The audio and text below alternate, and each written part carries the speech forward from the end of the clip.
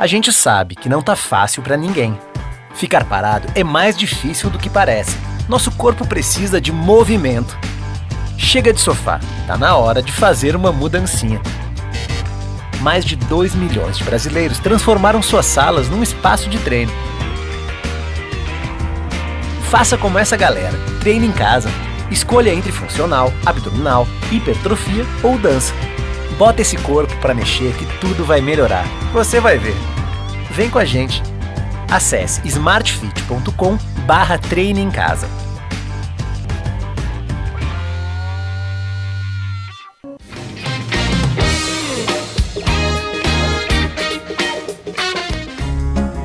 Viajar é sempre um prazer. E nessas horas, você não pode abrir mão do conforto e do bem-estar que a Santo Antônio Turismo disponibiliza. São os melhores ônibus do mercado, com todos os acessórios necessários para uma viagem de alto padrão e conforto. A Santo Antônio Turismo é sinônimo de confiabilidade, segurança e qualidade. E mais, vai continuar sempre investindo em sua modernização para que você faça a melhor viagem da sua vida.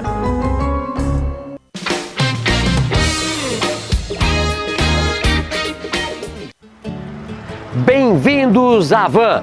Aqui é um lugar seguro para você e para toda a sua família. Venha!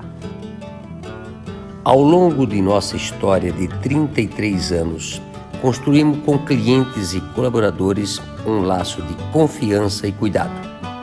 Para que você e sua família estejam seguros, seguimos todos os protocolos de higienização. Nossos colaboradores estão protegidos. Constantemente, nossos carrinhos e cestas são desinfetados, assim como os nossos caixas e postos de autoatendimento. Orientamos nossos clientes que entrem em nossas lojas de máscara e passamos álcool gel em suas mãos. No solo, as marcações evitam aglomerações na hora do pagamento. Todas as nossas lojas são amplas, com corredores espaçosos, mantendo o distanciamento social. Com segurança e cuidados, estamos abrindo nossas lojas e fazendo clientes, colaboradores e fornecedores mais felizes. A Van acredita no Brasil. Somos uma grande família e unidos vamos vencer essa fase.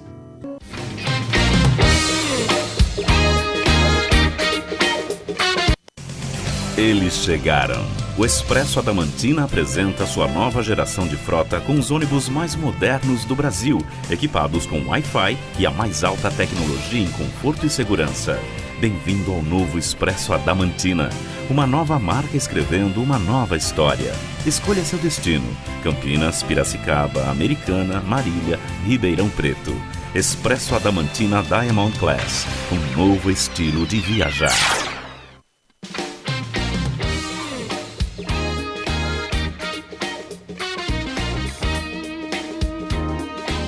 Nós vamos falar hoje, né? E além da live, também você que nos assiste aí pelo Canal 4, no programa Marília Mais, a gente está fazendo aqui um novo formato de programa também, e com a presença do professor Daniel Higashi, para a gente falar de um assunto muito atual, que é essa questão toda da pandemia, né, professor? Nós temos aí algo que para nós e para as pessoas mais jovens talvez não tenha precedentes na humanidade, mas nós vamos debater um pouquinho sobre isso também para saber se no passado nós já passamos aí por situações semelhantes e como elas foram tratadas, e mais que isso, vamos tentar discutir um pouquinho também, na visão histórica, como é que vai ser o pós-pandemia, porque todo mundo fala voltar ao normal. Será que a gente vai conseguir voltar ao normal? Boa noite, professor. Pois é, boa noite, muito obrigado pela oportunidade de estar aqui, Laerte, agradeço bastante. E é isso aí, vamos tentar debater esses temas e trazer, né, informação, porque é muito importante nesse período que a gente vive, onde o fluxo de informações é muito grande, mas a qualidade dela nem sempre é aquela que nós desejamos e precisamos, né, também. Então é isso aí, vamos lá para o debate, estou aqui preparado. Vamos lá então, para começar, nada melhor do que o senhor nos apresentar aí um pouquinho do seu currículo, da sua formação. Pois é, eu sou professor, atualmente eu trabalho em 2 escolas aqui de Marília, né, no Esquema Único de Interação. A minha opinião é pessoal, tá, não representa exatamente o que os colégios pensam, Claro. Eu sou formado pela Unesp de Assis em História, mas eu trabalho também dando aula de Geografia Política e Sociologia. Então são os temas que eu domino hoje, tá? E eu vou tentar trazer um pouquinho dessa vivência, dessa experiência que eu tenho para a nossa live. Maravilha. Vamos iniciar agora o tema propriamente, falando um pouquinho sobre a história na humanidade com relação às pandemias. O mundo já passou por situações semelhantes, situações até piores que essa que nós vivemos hoje, professor? Muito bom você ter falado em história, Laerte. E assim, primeira frase que eu quero usar aqui é a seguinte, né? A gente usa a história para compreender o passado e contextualizar o presente. Mas senão a gente fica naquela coisa de só ficar olhando para o passado e rememorando, né, o que aconteceu, e até alguns filósofos criticam muito isso. O exemplo deles é o Nietzsche. Ele fala, olha, qual que é a função do historiador? A função do historiador é justamente olhar para o passado, pegar o presente e recontextualizar. Então a gente tem que tentar usar a experiência de lá de trás para explicar o que está acontecendo agora. Eu acho que o olhar para o passado não vai nos remediar para o futuro, tá? Isso não acontece. Mas ele nos coloca em contato com muitas contradições que a nossa sociedade vive. Por exemplo, a pandemia ela tem deixado à tona assim, a questão da desigualdade social, né? Nem todos conseguem fazer a quarentena da mesma maneira. E eu até entendo o lado de muitos empresários, né, microempresários principalmente, que reclamam, olha, o meu comércio está fechado, né, eu sou contra a quarentena, etc. Mas aí você entende que existe uma pressão econômica em cima desse cara, que nem todos conseguem fazer a quarentena como deveriam, então, assim, incide também problemas econômicos sobre. Se no passado houveram pandemias como essa, sim, nós temos diversos historiadores que falam o seguinte, olha, os momentos de maior transformação que nós vivemos, eles vêm durante guerras, tá? Revoluções e epidemias. Eu separei aqui só algumas para a gente entender o assunto, né? Então, nós tivemos a peste negra na Idade Média, nós tivemos a gripe espanhola, nós tivemos centenas de outras epidemias como cólera, varíola, né, malária, enfim. E de todas, eu escolhi para falar da peste negra assim, um pouco mais a fundo, porque logo depois da peste negra, houve um momento assim, de muita euforia dentro da Europa, né? Você teve até o surgimento do Renascimento, a passagem ali da Idade Média já para a Idade Moderna, então houve esse momento de uma explosão de sociabilidade, se a gente pode usar esse termo. E durante a gripe espanhola, um outro momento importante, que eu acho que é o mais parecido que nós temos do momento atual. A gripe espanhola, ela teve início em 1918, provavelmente nos Estados Unidos. Ela foi transportada na época de navios, né, para os Estados Unidos, uma outra para a Europa, desculpa, e uma diferença que hoje a pandemia ela veio de avião, né? Então o mundo está muito mais interconectado, a globalização está aí, né? A velocidade do fluxo de pessoas, mercadorias, informações muito rápida. E já naquele período nós tivemos 2 grandes surtos de gripe espanhola, começando ali então Europa, Estados Unidos, primeira onda, e o Brasil ele veio a sofrer uma segunda onda de epidemia. Algumas coisas que eu queria destacar que assim, no ano seguinte da pandemia, 1919, nós tivemos o carnaval talvez o mais comemorado da história do nosso país, justamente porque acabava esse momento de muita tensão, de muito medo, né? Alguns medos reais, outros medos do imaginário, mas aquele período de calma, assim, ele chegou e também de muita euforia. Então, imagino que a gente vai ver algo parecido, mas a gente vai conversar sobre isso provavelmente mais à frente, né? E é isso aí, Laerte. Então, nós tivemos esses momentos, assim, várias epidemias e peste negra, gripe espanhola, acho que foram as duas que eu queria destacar aqui no nosso bate-papo. E, Daniel, nesse caso, nós podemos dizer que uma pandemia como essa que nós estamos vivendo hoje, porque muito se fala de voltar ao normal, né? A preocupação da população muito claramente fica no voltar ao normal. Sim. Voltar ao normal é possível ou uma pandemia como essa vai nos trazer uma lição, vai nos trazer, inclusive, uma evolução, se eu posso utilizar essa palavra, para um futuro diferente do passado, ou seja, diferente do que nós tínhamos até o momento que a pandemia se instalou? Boa pergunta, Laerte. Primeiro, assim, eu como historiador, eu não acho que a história ela evolua. Eu acho que nós temos condições que se transformam, mas não necessariamente há uma evolução. Se fosse assim, nós não teríamos esse surto todo de de Covid-19 acontecendo, né? E da maneira como ele tem tem se expandido, não só no Brasil, mas também no mundo. Então, eu não acredito que haja uma evolução na história, mas momentos que vão se transformando. A gente pode, né, adquirir certa experiência e evitar que essas transformações sejam piores do que elas estão acontecendo. A pergunta foi se nós vivemos... Desculpa, eu perdi, até comecei a falar de passado aqui, me perdi no presente. Após a pandemia, se nós vamos ter condições de voltar ao normal. Né? Sim. Sinceramente, eu acredito que o normal, como era no começo, ali em fevereiro, talvez volte, mas isso leve um bom tempo para acontecer. Nós temos anos, talvez. A gente tem historiadores que falam que o brasileiro tem memória curta e logo a coisa se esquece, né? Assim como aconteceu lá com a gripe espanhola, o pessoal comemorando nas ruas em 1919, aquele carnaval super eufórico. Mas eu acredito pessoalmente que existem transformações que vão ficar. Um exemplo delas é a educação à distância. Existe hoje um fetiche pela aula presencial, né? E ela tem pontos positivos. Eu, como professor, sou um cara que é muito fã de aula presencial, porque você tem a troca ali de conhecimento entre os alunos. Ah, professor, mas fulano está copiando meu exercício. Mesmo na cópia do exercício, eles estão trocando informações, né, aprendendo sobre sociabilidade, mas essa pandemia ela veio para mostrar que, por exemplo, o EAD ele também tem pontos positivos e pode funcionar em alguns momentos, tá? Principalmente para aquela galera que tem uma faixa etária um pouco mais elevada, né? Para criança é importante a questão do brincar, de estar presente, né, de trocar experiências. Agora, para o mais velho, a gente vai ver que aos poucos a educação à distância ela vai ficar.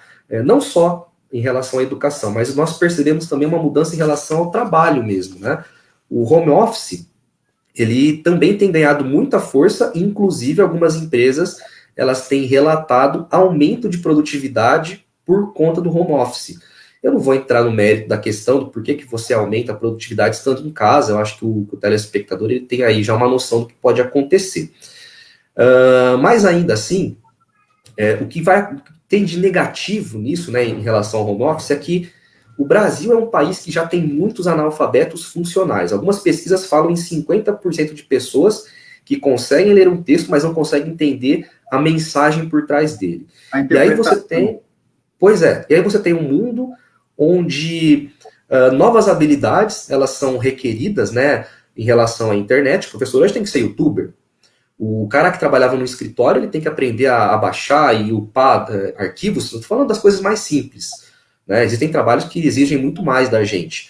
Mas aí eu te pergunto, né, o que será que vai acontecer com uma massa de pessoas que nós temos no Brasil que fazem trabalhos manuais, que exigem muito pouca especialização e que num futuro próximo, porque o Covid está acelerando essa coisa do home office, da educação à distância, quais serão as funções dessas pessoas dentro da sociedade? Nós criaremos uma massa de gente que é socialmente improdutiva? O que se fazer com essa massa? Porque tem uma frase também que diz o seguinte: no futuro, né, quando muitas pessoas perderem o emprego, eu não quero que isso aconteça, pelo amor de Deus, claro, mas no futuro, metade das pessoas podem não dormir porque tem fome. E a outra metade não dorme porque tem medo daqueles que têm fome. Quer dizer, um aumento da violência pode acontecer por conta disso também, né? Então, eu acho que algumas transformações vêm para ficar, mas não eram transformações que surgiram agora. Elas já estavam em curso. A questão do EAD, ela não é nova. Já vem debatendo, né? Tivemos debates alguns anos atrás, meses atrás, se a escola dentro de casa funcionava ou não. Né, se a universidade à distância era tão boa quanto a presencial, né? E eu, inclusive, acho que as duas têm pontos positivos, mas há ainda um longo debate pela frente, e apesar de estarmos trabalhando já por internet, ensinando por internet, a gente tem que aperfeiçoar a infraestrutura para isso, né? Sem uma internet acessível a todos, não dá para fazer. Se todo mundo não tiver as mesmas condições, principalmente, fica muito complicado a gente pensar nisso, né? Esses dois pontos, Daniel, inclusive, desculpa interromper, mas esses dois pontos que nós estamos falando agora, que você está muito bem explanando, que é o home office e também a questão do EAD, são pontos que nós já há algum tempo temos acompanhado as universidades e as empresas inserindo isso no contexto de mercado, né? Até então, de uma maneira que nós nunca imaginávamos que seria tão importante e fundamental alguns meses ou anos depois, porque quando isso foi inserido, foi num contexto de mudança nas empresas, muito se pensando em economia, e no caso das universidades, de acesso, né? As pessoas que não têm disponibilidade para o presencial poderiam ter, então, através do EAD, a oportunidade de concluir um curso universitário. Mas eu acredito que nenhum desses momentos de criação há alguns anos se imaginava a importância tanto do home office como do EAD, no caso de uma pandemia, como ocorreu nesse ano, né? Pois é, a pandemia ela acelerou esse processo, né, como você estava dizendo, que já estava em curso, né? Pandemias, guerras e momentos de crise econômica, né, revoluções, elas aceleram processos que já estão em curso. Então é o que a gente está assistindo agora. Em relação ao empresariado, que a gente tocou nesse assunto, eu acho que o corte de gastos ele vai ser ainda mais profundo para o ano que vem, e isso também conta, né, vai entrar na pauta dessas empresas a questão de efetivar o trabalho home office, porque ele, de fato, pode ser mais produtivo, desde que seja aplicado de maneira correta, e ele também corta custos para muitas empresas. Então, nós temos aí uma economia que, expectativas gerais é de que ela vá sofrer uma queda de 5%, em torno de 5%. Alguns falam em 4,7%, outros falam em números um pouco maiores, né? Mas vai girar em torno ali de 5% de queda do PIB. E o desemprego passa ali de 10% para mais ou menos 14% para 2019, segundo semestre de 2019, né? Aliás, desculpa, segundo semestre de 2020 e primeiro semestre de 2021. Então, assim, é uma perspectiva de retração econômica e as empresas, logicamente, elas vão tentar agir nesse sentido e cortar custos, né? É o que se espera, né? Para a recuperação econômica.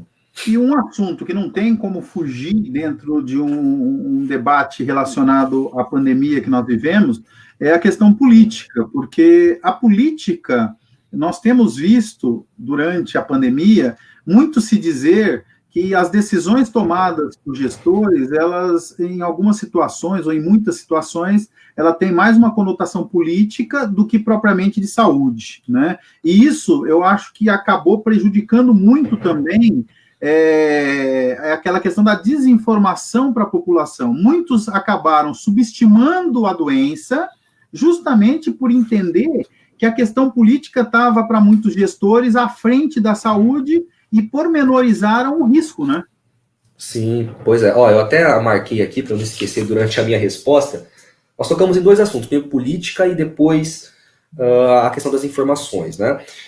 Primeiro ponto, assim, se você me permite voltar ao passado, né, e eu como historiador adoro falar de passado, nós tivemos lá durante a crise da gripe espanhola, que foi num outro contexto, um tipo de orientação do governo que foi diferente do que está acontecendo agora, nesse momento, né?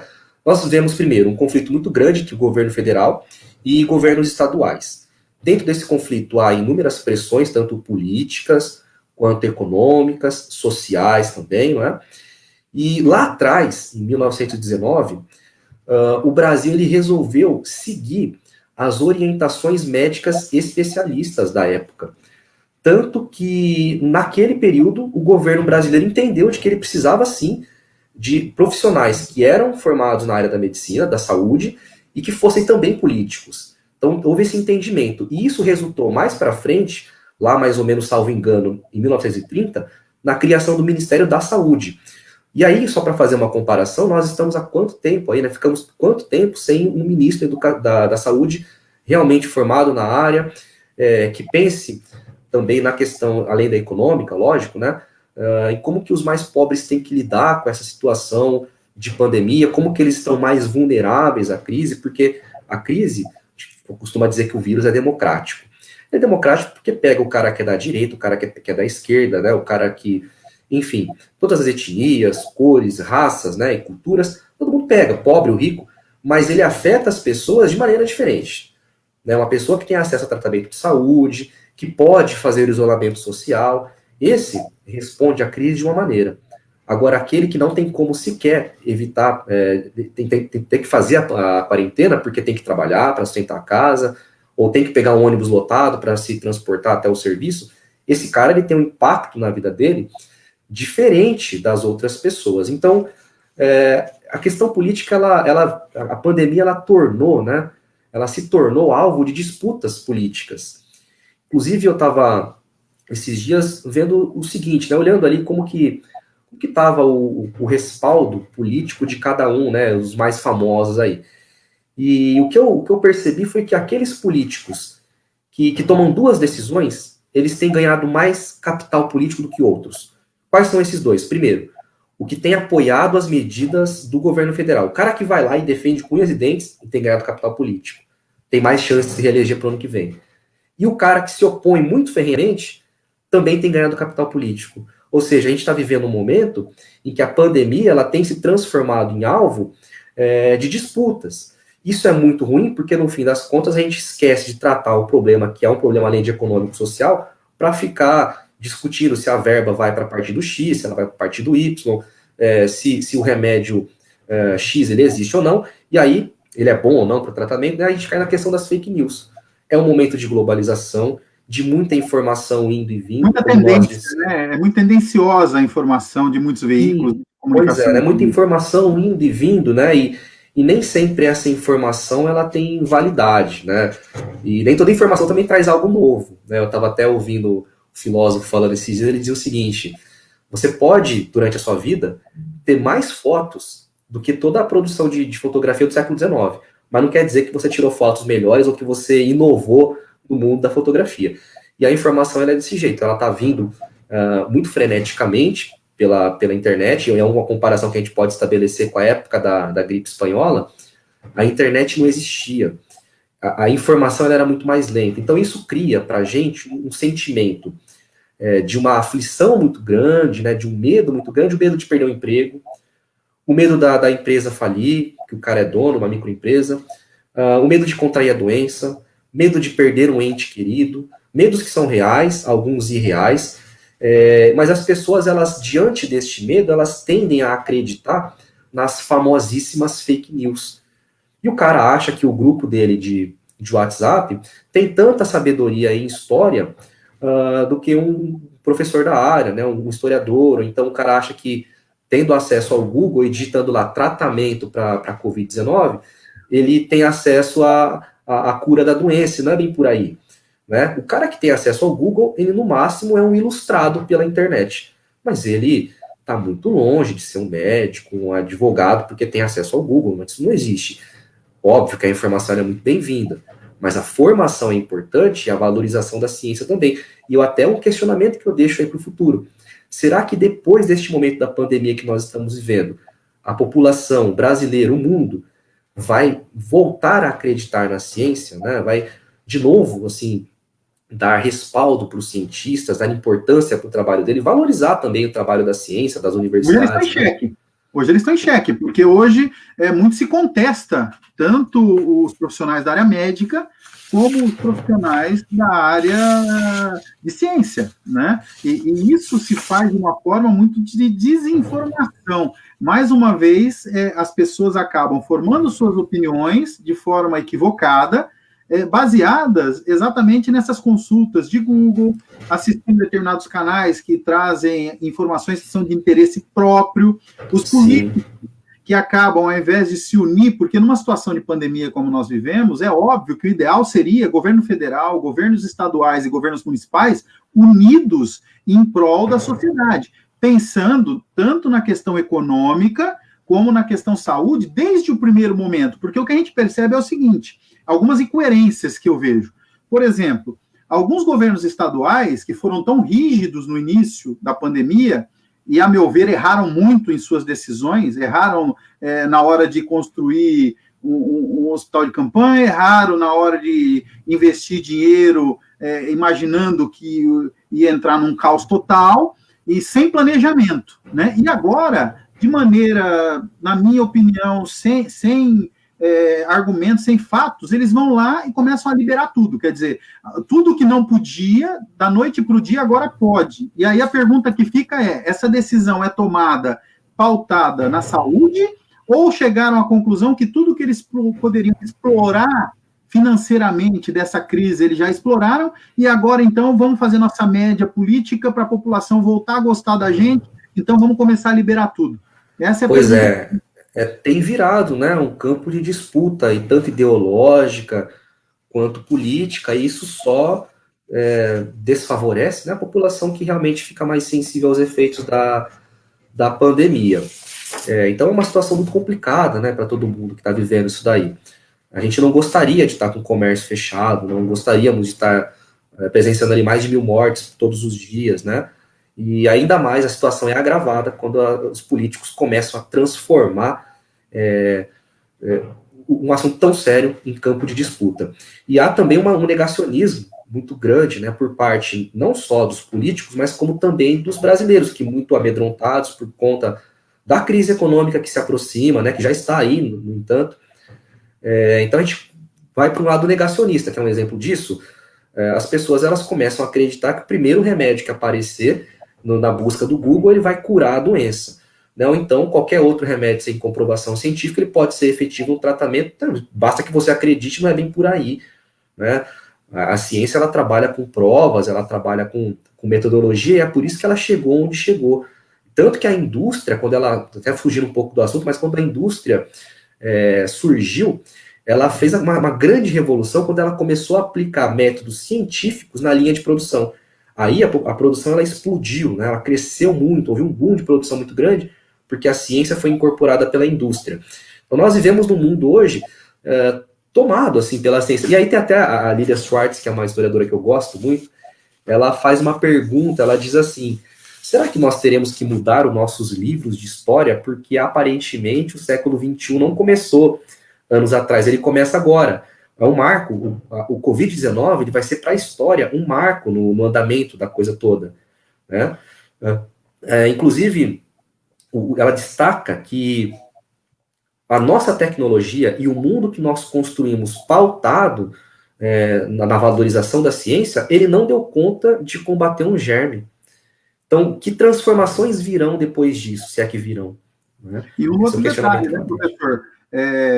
Uma medicação, mesmo que comprovada a eficiência dela em determinada doença, a reação dessa medicação em cada organismo, ela pode sofrer também alterações de eficácia. Então, isso vai depender muito do quadro apresentado por aquele paciente, qual é o nível de infecção que ele tem, para se saber qual é a dosagem para a utilização desse medicamento, e a gente percebe que hoje é exatamente isso. A pessoa olha lá, tem um determinado medicamento que o nome é tal, o nome comercial dele, você vai e acha que aquilo vai ser a salvação e que para todos vai agir de maneira eficaz, como em todos nós, da mesma forma, e não é bem assim.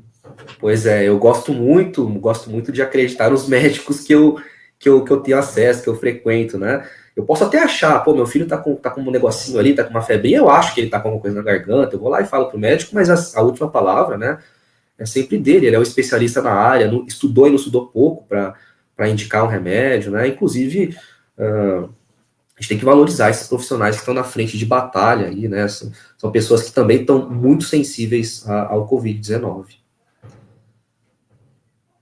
Uma coisa interessante, quando a gente fala da política, novamente, no contexto, não sei como foi no passado, o senhor talvez traga essa informação, mas falta muita transparência por parte dos políticos nessa pandemia. Eu vejo que milhões de reais, vou citar aqui porque nós estamos vivendo em Marília, milhões de reais são enviados para Marília, pelo governo federal, pelo governo estadual, e aí o que a gente ouve muito é de que determinado equipamento foi doado pela empresa A, determinado equipamento contra a Covid foi doado pela empresa B, tantas máscaras foi doado por não sei quem, e a gente pouco vê uma prestação de conta do gestor municipal, da gestão municipal, com relação à utilização desse dinheiro, que não foi pouco que veio para o município. Parece que a população, mais uma vez, ela fica esquecida nessa prestação de contas, sendo que um governo, para ser um governo participativo e um governo preocupado com a população, ele tem que ser transparente.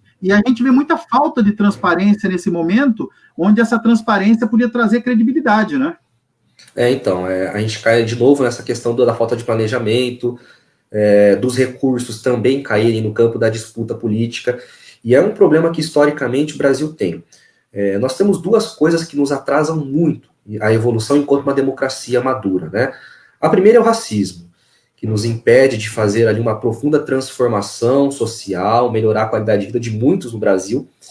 E a segunda coisa que nos atrasa muito enquanto nação é essa confusão que o brasileiro faz, principalmente os políticos, os bens públicos com os bens privados. Então a pessoa acha que o bem público pertence a ela. E aí você vê determinado político dizer, não, eu não vou aplicar tanto de dinheiro nesta área, porque do meu bolso não sai. Mas espera lá, não é do seu bolso, é do bolso da nação. O dinheiro não pertence ao partido político A, B ou C. Ele pertence à nação, ele é um bem público, né? É como o pessoal que, assim, eu já presenciei uma cena dessa, o pessoal destruindo um orelhão. Eu parei para pensar aquilo e mas por que é que vocês estão fazendo isso? A resposta, né, daquele grupo de adolescentes, olha, porque é público. Se é público, é meu. Não, se é público, não é seu. Se é público, ele não tem dono. Então há uma confusão histórica do brasileiro em relação ao que é o bem público e o que é o bem privado, né? E, de novo, né, a gente cai nessa discussão a respeito de disputa política em relação ao Covid, né? Da politização do tratamento da doença. Outra vez. E a imagem do Brasil no exterior, ela vai se denegrindo junto com a crise. Primeiro, porque nós vivemos esse momento de muito negacionismo, né? Depois, porque a crise econômica ela vem acompanhada também de uma crise ambiental, de uma crise sanitária, da exposição da desigualdade social tremenda que vive o nosso país, né? Então, nós vivemos um momento muito diferente, inclusive, do que foi a crise econômica de 2008. Você não me perguntou a respeito dela, mas eu tô louco para falar disso. À vontade, vamos lá. Em 2008, nós tivemos também uma crise muito grave do capitalismo. Alguns economistas dizem que ela só não foi pior do que a crise de 1927, né? Então, assim, o que tem de diferente entre as duas? Naquele momento, a crise ela era uma crise econômica. Ela começou com a quebra do banco Lehman Brothers, né?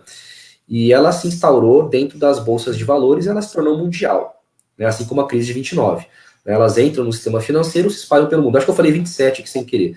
A crise de 29, ela se espalha pelo mundo através do sistema financeiro.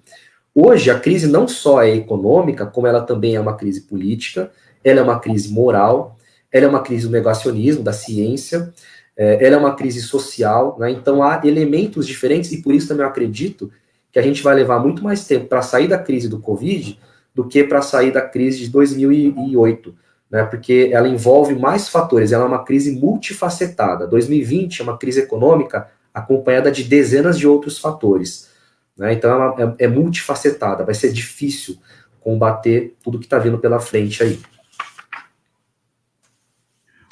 Uma questão importante, ainda envolvendo a questão política, aí eu vou perguntar mais pela área professor mesmo, historiador, a participação do jovem na política, isso é um fator muito importante. Eu vejo que o jovem, se nós observarmos desde quando foi conquistado o direito de voto aos 16 anos, mesmo sendo um direito de voto não obrigatório até os 18, eu vejo que o jovem, infelizmente, ainda não assumiu a responsabilidade que deveria enquanto cidadão de algo que tanto foi pleiteado pela juventude para ter essa participação, e hoje ele se preocupa mais em ter aos 18 anos para ter uma habilitação do que votar, que é a direção do país, que é algo, assim, talvez o mais importante que ele teria na mão, que é o direito do voto.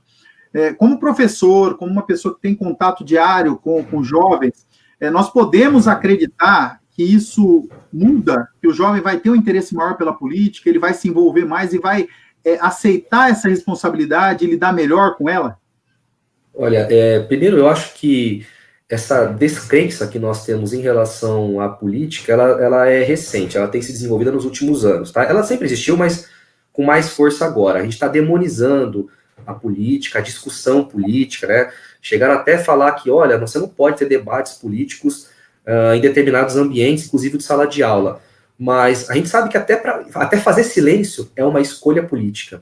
Então não há como você se afastar dela. Você pode evitar o debate, né? Mas isso não traz nada de bom. Então eu acho que, historicamente, a gente tem um passado, né, de negação de demonização da política, porque nós temos também um passado muito corrupto. Mas eu sou muito... Infelizmente, existe um passado e um presente, professor. Infelizmente, o presente também tem muita corrupção, melhorou no âmbito nacional, mas ainda falta realmente reconquistar a credibilidade do político. O político ainda é visto como sendo o safado, o ladrão, e existe uma necessidade eminente de mudar essa visão, porque o político ele tem sim que exercer a sua função de representar a população, e é o que falta hoje, né? Sim, o político que é bem instruído, né, ele é uma ferramenta para a população. A democracia ela demorou a surgir e ela é uma ferramenta para que a gente atinja um país com mais igualdade, mais desenvolvimento econômico, etc. Eu acho que esse afastamento da população, dos mais jovens em relação a temas políticos, ele se dá por conta dessa demonização que a gente tem feito, né, muito por conta de processos históricos aí, de descobertas, né, de esquemas de corrupção, milionários, né, enfim. Então, o jovem ele tem tido uma certa, a gente pode falar, uma ojeriza, assim, né? Não sei nem se é o termo correto, mas pela política. Eu, particularmente, sou bastante otimista em relação à população brasileira de maneira geral. Os brasileiros, eles têm um histórico também de mostrar muita força democrática em momentos que eram necessários. Então, você tem lá, pós-morte de Túlio Vargas, a população ela sai às ruas e ela evita a implantação de um regime militar em 10 anos. Né? E depois, nas diretas já, nós tivemos um outro momento que a população se manifestou também e ajudou o Brasil a se redemocratizar. Né? E agora, recentemente, também movimentos de esquerda e direita, mas que têm saído às ruas, mostrado força. Então, a população que está ativa, que tem debatido muito, né? Apesar de serem muito atingidas também por esse fluxo constante de informações, nem todas elas verdadeiras, mas eu sou bastante otimista em relação ao povo brasileiro. Eu acho que tem muita força para lutar, para pedir, e em momentos históricos ele reage. Então eu tô bastante otimista com os jovens também, entrando aí na idade de votar e tal, apesar desse afastamento. Acho que é temporário. Isso deve passar também junto com essa crise política e econômica que a gente tem vivido. É muito bom ouvir isso, porque muito se ouve em pessoas dizendo, eu não vou votar porque não adianta, eu não vou lá porque eu vou perder tempo, porque a política é toda igual, e muitas vezes eles não percebem que essa omissão é um dos fatores de não existir a mudança, porque quando você se abstém de um direito de voto, você acaba aceitando a decisão dos outros. E aí você depois, eu vejo muitas pessoas reclamando em redes sociais, principalmente, que são os hashtags chateados da vida, se lamentando de algo que ele se absteve de participar, porque ele teve o direito de ir lá e fazer a sua escolha. E, de repente, ele acaba se abstendo disso, e as pessoas tomam sua decisão, e ele é obrigado por 4 anos ficar ali aceitando e convivendo nessa decisão, muitas vezes equivocada, das outras pessoas.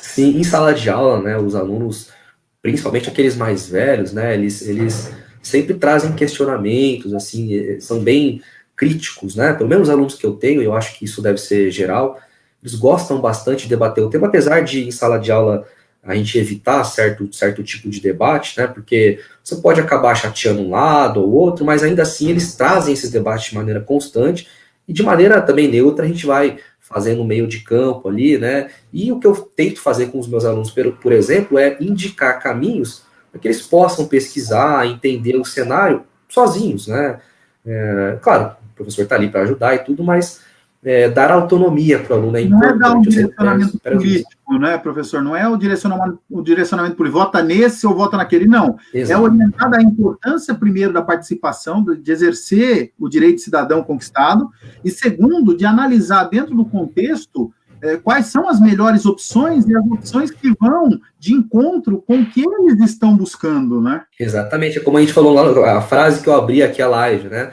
Eu disse, olha, o passado, ele não vai remediar a gente para o futuro, mas olhando para ele, recontextualizando no presente, isso pode te ajudar, inclusive, na hora de uma votação, ou de analisar o que um político X ou Y, né, ou então um empresário está falando, ou qualquer pessoa que seja, você vai entender melhor se você dominar esses assuntos, né, geografia, a própria história, a filosofia, a sociologia, são assuntos importantes e que nós temos que incorporar, né, inclusive no debate do dia a dia. Assim, eu, pelo menos, sou um cara que gosta muito de falar isso durante meu dia a dia, né, com os meus amigos. Né, Daniel? Eu estou chegando ao final aqui da nossa live.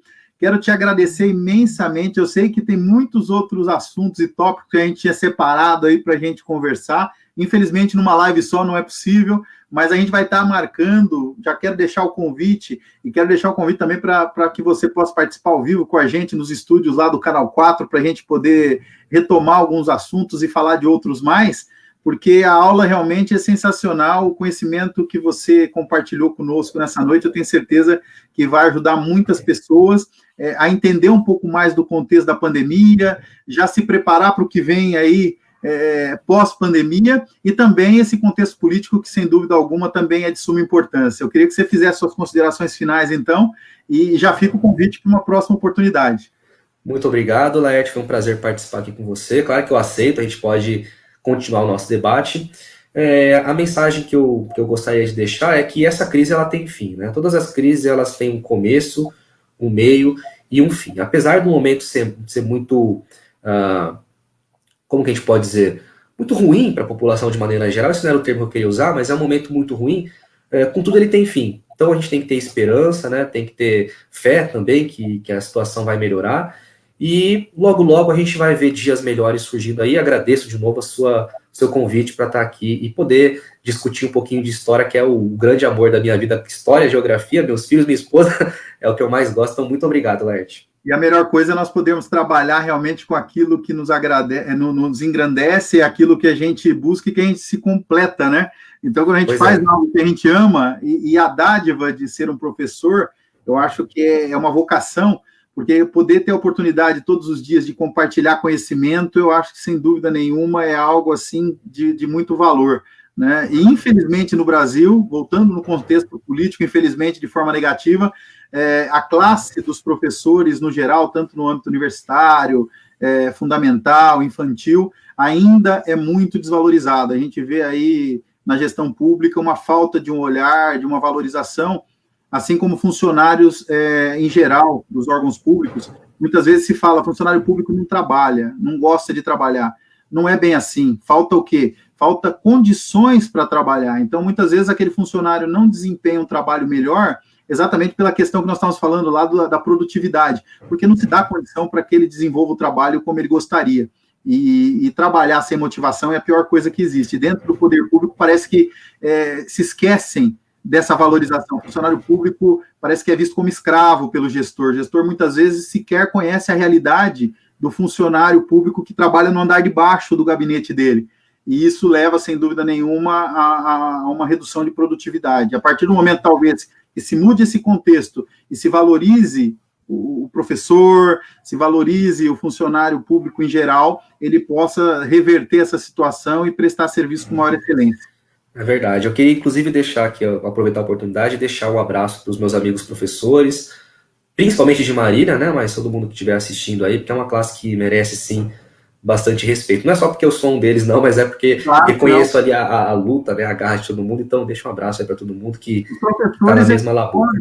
A sociedade, porque, na realidade, quando se fala em escola, existe no Brasil ainda, na minha visão, uma falta de visão de muitos pais que acham que o professor é obrigado a formar a pessoa, né, em termos de educação, de intelectualidade, e atribuem essa responsabilidade 100% ao professor, quando, na verdade, isso parte de casa e o professor complementa, porque aí o professor traz a parte educacional e complementa essa formação intelectual. Mas, infelizmente, no Brasil, a cultura de muitas pessoas é diferente. É de que, quando se manda o aluno para a escola, o professor é obrigado a formá-lo tanto na questão intelectual como na questão educacional, e o pai e a mãe acabam esquecendo da função primordial, que é a paternidade, que é pegar o filho e dar educação para ele, para que não vejamos aí agressões a professores, como, infelizmente, a gente vê muito, que são coisas, assim, repudiáveis, né? Porque o que se espera de um aluno é respeito ao professor, em primeiro lugar. E a gente percebe que hoje o professor, infelizmente, ele acabou perdendo muito do respeito de seus alunos. Não estou dizendo que isso é aqui, não estou dizendo que isso é na escola que o senhor leciona, porque eu tenho certeza que não é, mas quando a gente parte principalmente para a escola pública, aquela escola do bairro, né, a gente vê cenas lamentáveis realmente de desrespeito ao professor. E isso... para um país que quer ter uma evolução, um país que quer ter realmente um desenvolvimento, a gente só vai conseguir esse desenvolvimento quando a cultura dos nossos jovens mudar e ele aprender o significado da palavra respeito. É ali que vai começar a mudança, né? Pois é, nas escolas que eu trabalho, graças a Deus, a gente não convive com esse tipo de problema, né?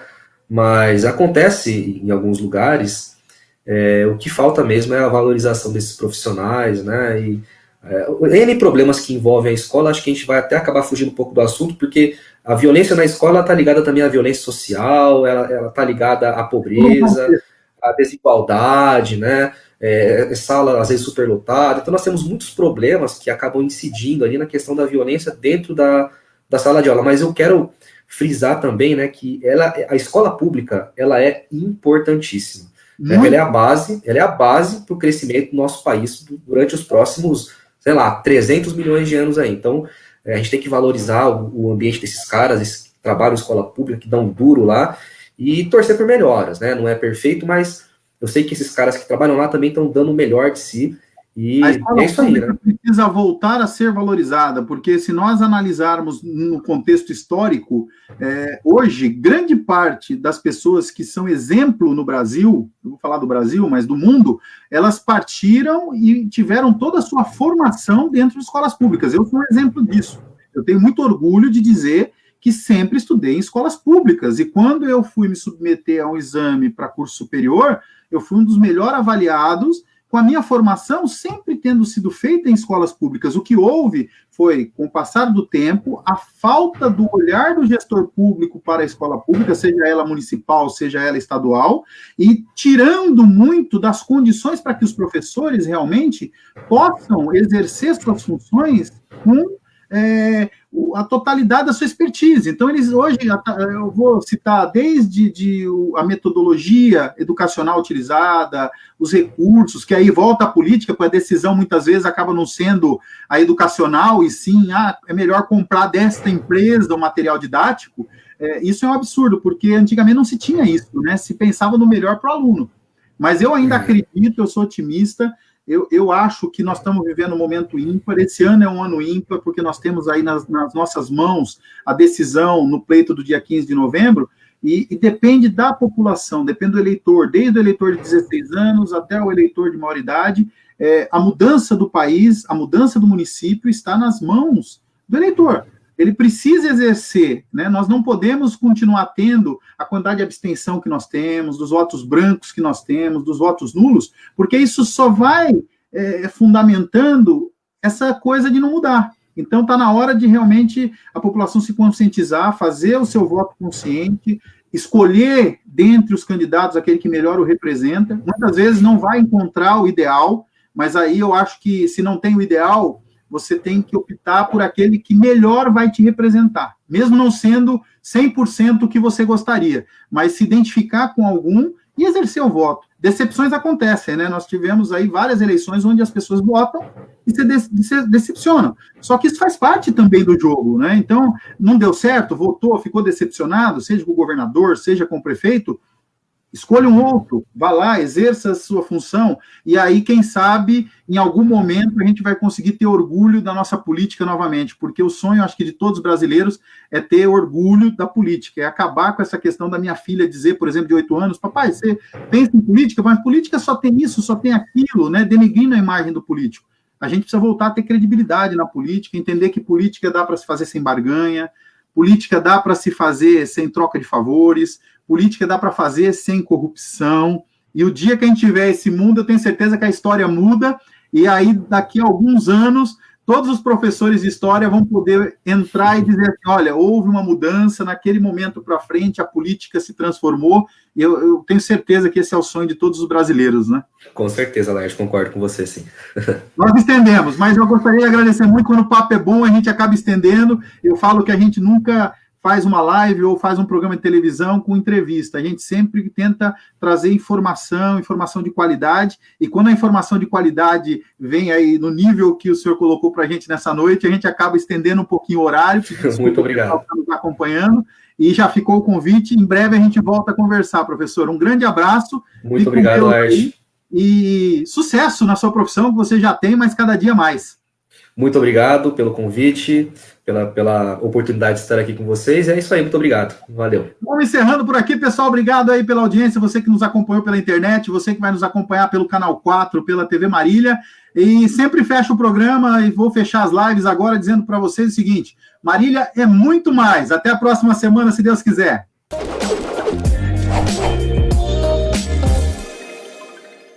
Fala pessoal, boa noite Laerte, boa noite pessoal do Marília Mais. Olha aqui o que a gente arrumou para vocês, dica rápida. A gente parou aqui com o nosso trabalho rapidinho para ensinar vocês como que faz o enceramento no carro. E principalmente em um carro preto, que tem muita gente que tem medo, tá? Eu já adianto para vocês que é a mesma coisa que encerar um carro prata, tá? São as mesmas técnicas, vai mudar um pouquinho de produto, tem alguns produtos que são próprios para carros pretos e outros que não. Tá? Então eu vou explicar aqui para vocês. Eu vou pedir para o Gabriel aproximar aqui. Eu quero mostrar para vocês aqui, ó. Olha só a situação da pintura do carro. Aqui, se vocês viram que a gente separou aqui. Aqui não foi aplicado nada ainda. Olha como tá a situação do carro. Muito risco, manchas de fezes de passarinho, algumas pedradinhas. Isso não sai de jeito nenhum, né? Aqui, ó, nesse quadrante aqui de baixo, eu apliquei a cera cleaner, tá? Mostra aqui, Gabriel. A cera cleaner é uma cera que a gente aplicou na mão aqui para preparar, como se fosse um preparo da peça para depois receber a outra cera. E olha que bacana que já ficou. Essa cera tem alto poder de mascaramento. Ela vai esconder alguns riscos. Lógico, eu fiz uma aplicação manual, tá? Não tem como esconder todos esses riscos aqui. Isso aqui só num polimento com a máquina mesmo, tá bom? Mas olha a diferença. Olha só isso, ó. Aqui sem nada e aqui com a cera cleaner. Agora eu vou mostrar para vocês como que a gente faz a aplicação de cera. Só deixa eu falar um pouquinho para vocês. A cera que a gente vai usar aqui nesse vídeo é a Blend, tá? É uma cera híbrida, ela tem 3 tipos de cera aqui dentro. A cera de carnaúba, a cera de abelha e cera sintética. Além do composto sílica, que é o que vai nos vitrificadores de pintura que dá maior proteção para o carro, tá bom? Essa cera aqui, a Blend tradicional, em pasta, você pode usar tanto em carro preto quanto em carro prata, branco, vermelho, qualquer tipo de carro, tá bom? Agora lançou essa Blend Black. Gente, qualquer tipo de cera, tá? Se tá falando que é para carro preto, utilize apenas em carro preto. Por quê? Porque se você utilizar num carro branco, eu vou até mostrar para vocês. Ela tem pigmentos de cor. Pode ser que se você aplicar num carro branco, ó, ela vai manchar o carro branco, entendeu? Então, se ela é blend para carro preto, vamos utilizá-la em carro preto. E como que faz a aplicação? Aplicadorzinho de espuma ou de microfibra, o que você tiver, o que você achar melhor, tá bom? Normalmente, o que o pessoal fica fazendo? Fica pegando um monte de cera e passando de tudo de quanto é jeito, tá? Eu vou mostrar para vocês como fazer isso aqui render para mais de 50 carros. Isso aqui tem 100 gramas. Vai render mais de 50 carros, você vai conseguir fazer uma aplicação profissional e não vai se matar para tirar a cera daqui depois, tá bom? Aplicador novo, gente. Então eu vou pegar a cera pela primeira vez, ó, ela tá novinha, acabou de chegar, tá? Quando é a primeira vez que eu vou pegar a cera, olha só como a gente faz. Você vai pegar o aplicador, vai dar algumas rodadinhas aqui, ó. 1, 2, 3, 4. Tá ótimo, ó, ficou até azul aqui. Olha a quantidade de cera que tem aqui. Pronto, vou fazer a aplicação. Aplicação, movimentos circulares e pequenos, depois sobrepondo. Nunca faz daqui já vem para cá. Você vai aplicar aqui, sobrepor 50% e vai aplicando em toda a peça. Observa, ó. Movimento sem força, tá? Não precisa aplicar força. Aqui é até bastante cera para uma peça tão pequena, ó.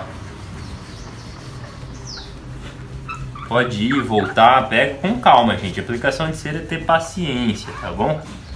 E vai sobrepondo e deixa ela aí, ó. E deixa aqui. Vou fazer essa aplicação aqui onde a gente já tinha aplicado aquela cera cleaner, tá bom? Para maquiar um pouquinho dos riscos, para vocês verem o resultado com aquela cera primeiro, depois essa cera black aqui, tá bom? Aqui eu vou fazer uma aplicação numa peça que não tem nada ainda, que também não foi feito nenhum procedimento. Vamos ver o resultado só com a cera. Já dei as rodadinhas para pegar a cera. Como que eu vou pegar a cera de novo? Ó, 2 batidas, tá ótimo. vou fazer a aplicação.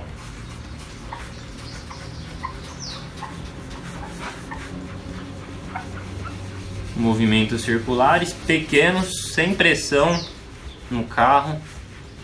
Esse é um carro que está todo riscado, mas imagina se é um carro que já foi feito um polimento, não tem nenhum risquinho. Se você ficar aplicando pressão, você pode acabar assim riscando o carro. Ó, não precisa. Com essa quantidade de cera aqui, eu já faço metade desse capô ou ele inteiro, tá bom? Vou fazer aqui a aplicação, vou terminar. Estamos cruzando o movimento, tá? Você pode fazer isso. E agora vamos retirar. Vou retirar dali primeiro, depois daqui a gente compara. Paninho microfibra, vocês já ouviram a gente falar, sempre de boa qualidade, que senão ele vai riscar. Ele tem um lado mais fino e um lado mais felpudo. Vou usar esse lado mais fino para tirar a cera aqui, tá? Olha só a facilidade que fica para tirar a cera, ó. Quando você não enche a peça com muita cera, fica bem mais tranquilo.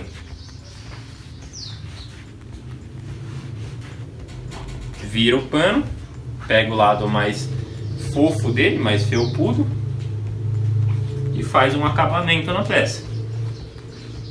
Sempre sem força, sem pressão, bem tranquilo, com bastante paciência, tá?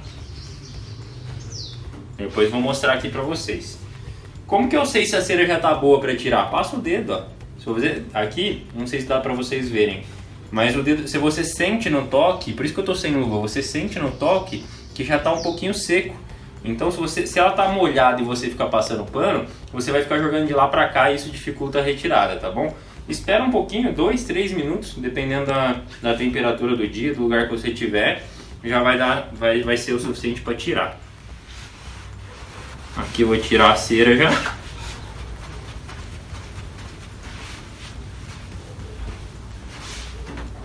E eu vou dar um acabamento.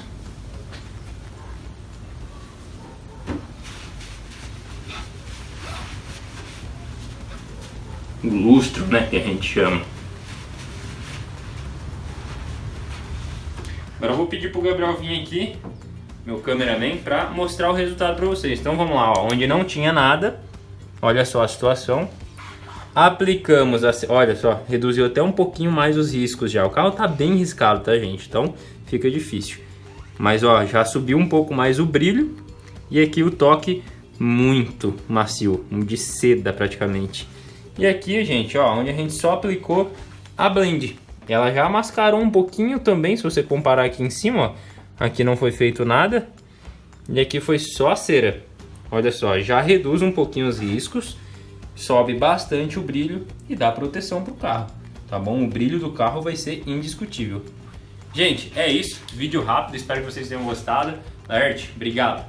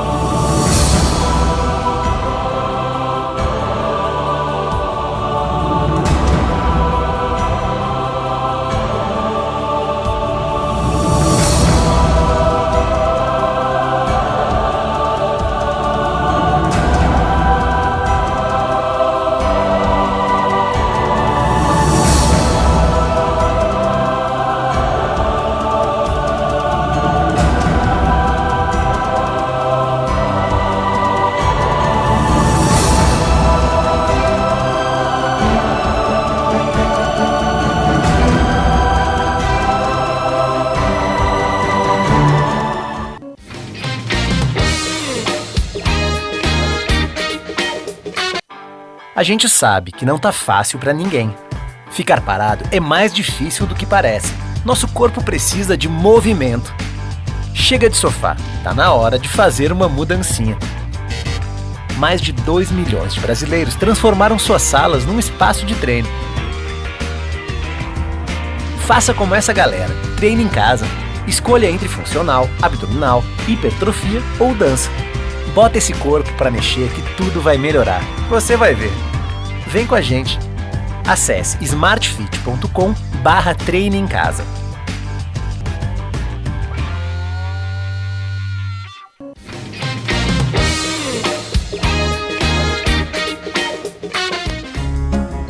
Viajar é sempre um prazer. E nessas horas, você não pode abrir mão do conforto e do bem-estar que a Santo Antônio Turismo disponibiliza. São os melhores ônibus do mercado, com todos os acessórios necessários para uma viagem de alto padrão e conforto. A Santo Antônio Turismo é sinônimo de confiabilidade, segurança e qualidade. E mais, vai continuar sempre investindo em sua modernização para que você faça a melhor viagem da sua vida.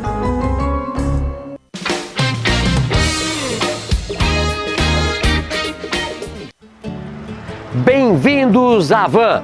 Aqui é um lugar seguro para você e para toda a sua família. Venha! Ao longo de nossa história de 33 anos, construímos com clientes e colaboradores um laço de confiança e cuidado. Para que você e sua família estejam seguros, seguimos todos os protocolos de higienização. Nossos colaboradores estão protegidos. Constantemente, nossos carrinhos e cestas são desinfetados, assim como os nossos caixas e postos de autoatendimento.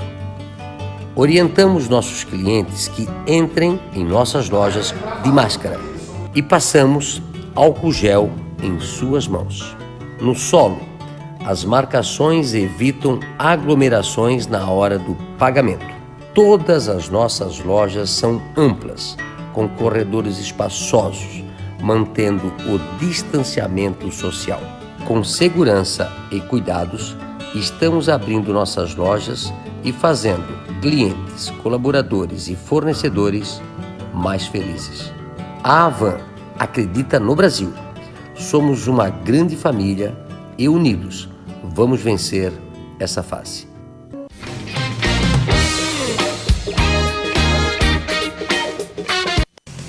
Eles chegaram. O Expresso Adamantina apresenta sua nova geração de frota com os ônibus mais modernos do Brasil, equipados com Wi-Fi e a mais alta tecnologia em conforto e segurança.